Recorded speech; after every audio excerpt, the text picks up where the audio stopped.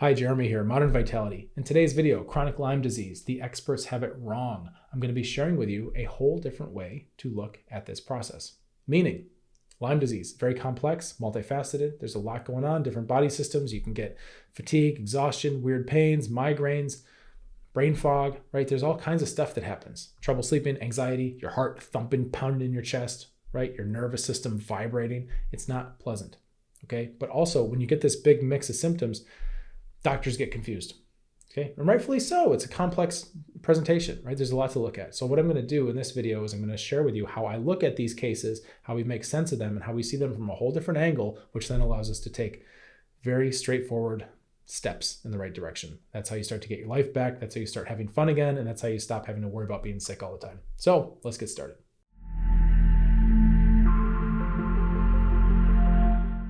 So the best way to look at this is with an analogy or a metaphor.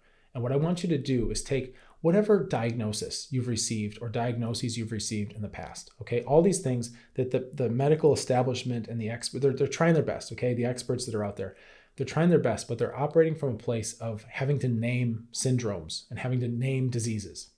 And what that does is that can provide a temporary sense of security and validation, right? So for example, if you have a lot of weird symptoms, you don't understand what's going on, you feel like you're losing your mind, and then finally somebody names it with a diagnosis that seems to match what you're experiencing, there's relief, okay? Sure, there's relief because now you know you're not crazy, even though people may have treated you like you're crazy, right? We know what you're experiencing is real, of course, but now you have this diagnosis, this name, this language attached to your whole kind of experience, right? And what often happens then is that if there's a diagnosis, but there's no good treatment, then that name just becomes a trap, right? The strength of a diagnosis depends on what kind of treatment it leads to. So there's a path here. We need to evolve up and out of just a diagnosis. It's a good first step. Get a diagnosis, get a name. I mean, a lot of people that work with me don't have a diagnosis officially, which is just fine. I can operate without that. And I'll show you why. I'll show you how right now. So I want you to imagine instead of a body, it's a house, okay? Instead of your body, it's a house. You go, hey, this house is cold, right? That's my symptom. So you may have symptoms in your body like headaches, right? Other pains, wandering pains. You may have brain fog. You may have exhaustion. You may have trouble sleeping, low libido, anxiety, depression, digestive issues, whatever, right? Food sensitivities. Seem like you're reacting to everything, always inflamed. Maybe you're, having anxiety, palpitations are happening too, right? Your nervous system's humming. This happens, okay? Those may be the symptoms you're feeling. We're just going to use a metaphor. We're going to look at the house and we're going to say, okay, here's your house, and your house has a symptom, which is it's cold in there. Okay, so I just want you to take all those symptoms, your whole symptom picture, we're just going to transfer it, bundle it up, and just call it a cold house. Okay, so you go to the expert, the house doctor. You say, hey, doctor, my house, it's having these terrible symptoms. They're driving me nuts, right? I can't do anything. I feel like I'm always like having to plan around this, and my world is shrinking, right? The doctor says, what's going on? You say, okay, here's the symptom. My house is cold.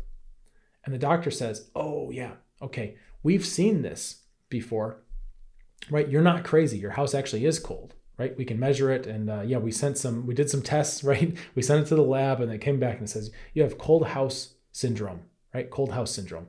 And you say, oh, whew, I knew I wasn't crazy. I doubted it for a minute there, but I'm glad you validated me. Okay, I have cold house syndrome. Okay, what next? And the doctor says, well, naming it's about as far as we got, right? So get cold house syndrome. And, if it's cold in there, then one of the things you could do is warm it up, right? So we actually recommend that you get a space heater and you put this space heater in your house and you plug it in, turn it on, and that will warm up your house and that should take care of it, right?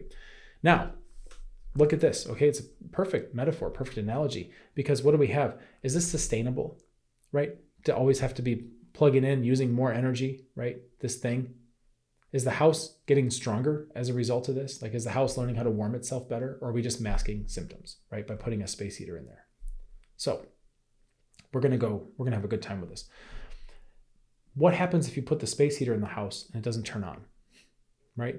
And you come back to the doctor, you say, hey, I did the thing you said and it didn't work for me. The doctor says, well, that's weird because for, most of the patients with cold house syndrome, when we put a space heater in there, it works, right?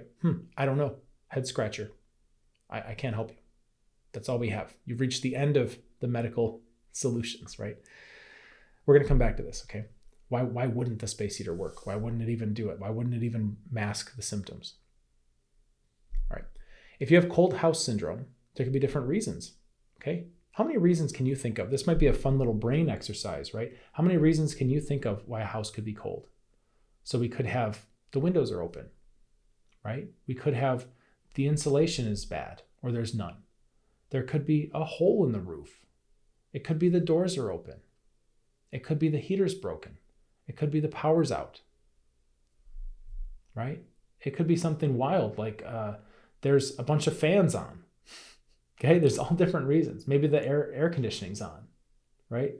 All the systems are working fine, but you've got the AC cranked, of course it's cold in there. There's all different reasons, all different ways that we can arrive at this endpoint of cold house syndrome. Okay, all we know is that we've got the symptoms and they seem to match this picture. Okay, but that doesn't tell us anything about the causes, about the systems behind the scenes that are creating this situation, creating this experience. So I would encourage you, we need to start looking backwards. We need to invert this. And we need to say, okay, I got it. The house is cold. Why are all the reasons that a house could be cold? And we start listing them off, right? And we start saying things. Some of them might be crazy, right? Maybe there's no roof at all. Maybe one of the walls is missing. Okay, that's not very common, but every now and then, right, that does happen to a house. Maybe the air conditioning's on, maybe the windows are open, right? All these things. So we look at that and we make a list of all the causes, right? And we say, okay, here they all are. Now we can start to troubleshoot. Now we can start to go through our house and say, let's see, is there a big hole in the roof? No. Okay, well, we'll cross that one off the list. Are the windows open? No. Okay, we'll cross that off the list, right? Is the heat on? No, it's not. That's weird. Maybe this is part of our cause. Maybe this is part of the reason why the house is so cold, right? And now we can go through and we can step by step, we can troubleshoot the different systems within the house and make sure each one is operational and healthy. The same way with your body, you can troubleshoot immune system, digestive system, neuroadrenal, blood circulation, right? You can make sure all this stuff is turned on and running optimally, and there's an order to do it. All right, whole different deal. Now we're looking at the cause level, the causes, right? The causal level of these symptoms. Instead of working backwards from a disease diagnosis. Cold house syndrome, get a space heater. Great, yeah, it seems to work for most people. It's not sustainable. They got to always have this thing clunking around. It's extra stuff in the way. The kids are tripping over the cord, etc. Right? But for some people, the space heater doesn't even work. Why? Well, maybe those people are having cold house syndrome because their power's out. Adding a space heater isn't going to change anything, right? Think about it. Why sometimes you go on a forum, you ask for advice, you do some research, whatever, you find some silver bullet supplement or something that sounds promising for your situation, cold house syndrome, right? And you try that and then it doesn't work for you. It worked for my neighbor, it worked for my friend, it worked for the person at work, it worked for the lady at the fish store, right? But it didn't work for me. What happens then is we go, oh, well, there must be something wrong with me. My case is even more difficult, right? Because the things that worked for other people don't work for me. I feel really hopeless now, right? You got to be careful. You got to guard your hope bank, guard your morale. And one of the reasons why things might not work for you is because you may have a whole different causal layer that's creating your situation. Just like plugging in a space heater in a cold house isn't going to change the temperature in the house if the house is cold because the power's out, right? Really think about that. Really think about that. This makes sense in a house. But all these experts, and this is what, I'm saying this with compassion. Like I train my colleagues, I'm training other health professionals on this type of thinking because it's so liberating. Once you see it from this way, you can help other people in such a clean way. It's just logical and it makes sense and it feels right. And patients get it. Like patients go, oh, this is just like troubleshooting anything else. I can learn how my body works. I can troubleshoot that too. Awesome. I'm empowered now, right? When we start doing this, it's a whole different deal in terms of overcoming complex chronic health conditions because we're looking at causal layers in order, right? Not even just willy-nilly, It's like going around and go, okay, I'm going to flip some light switches. I'm going to shut some windows. I'm going to, no, go through your house and take a look in order, right? Is the roof missing? Okay, no.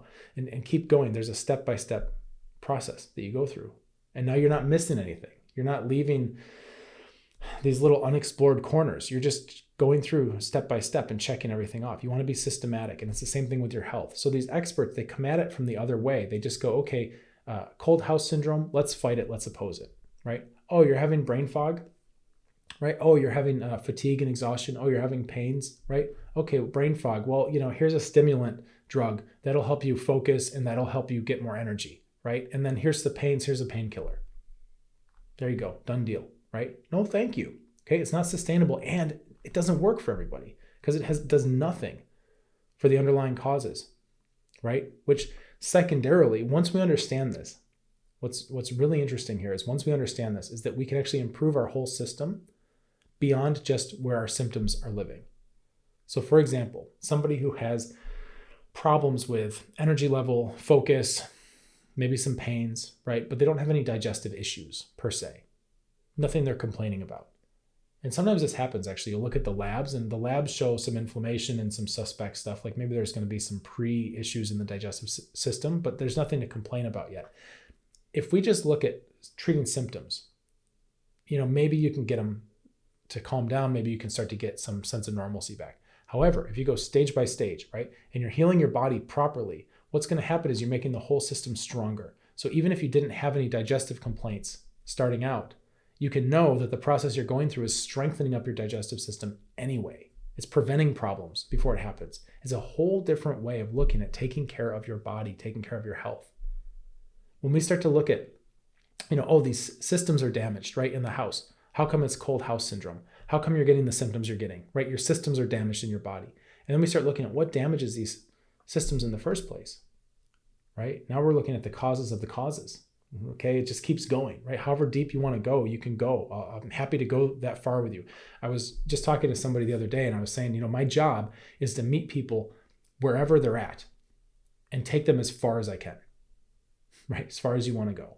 That's the relationship. That's the job. I walk with you from wherever you are to as far as I can, right? That's the deal. So when we start looking at causes and the causes behind the causes, and this goes on exponentially, right? You can start to see, okay, what are these triggers? How did we get this damage in the first place?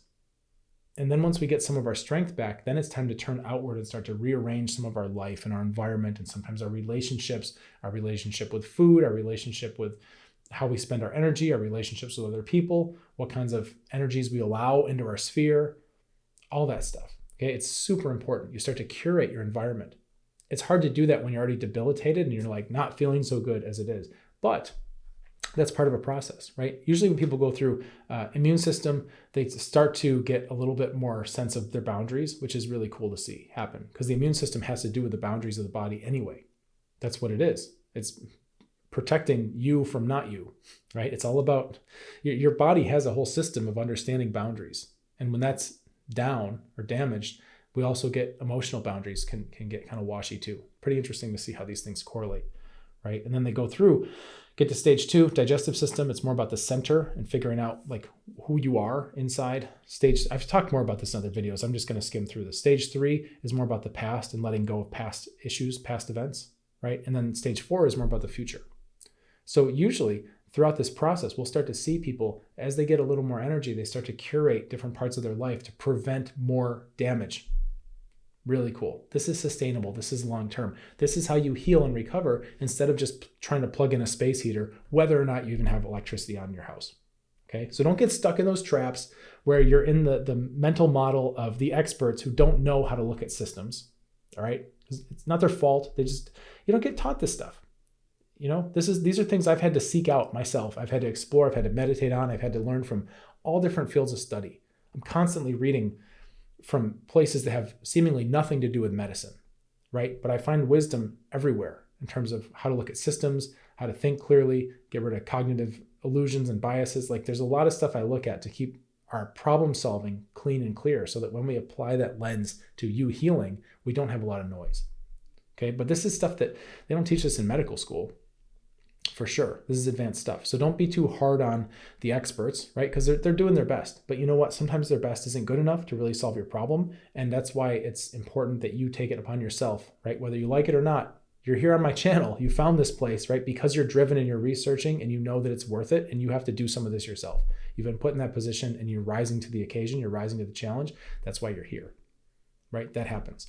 I will tell you, you don't have to do this alone, okay? If you're struggling with one of these conditions, and you're kind of lost and trying to figure out what your next steps are and how to put together the pieces of your puzzle and heal, right? You don't have to do it alone.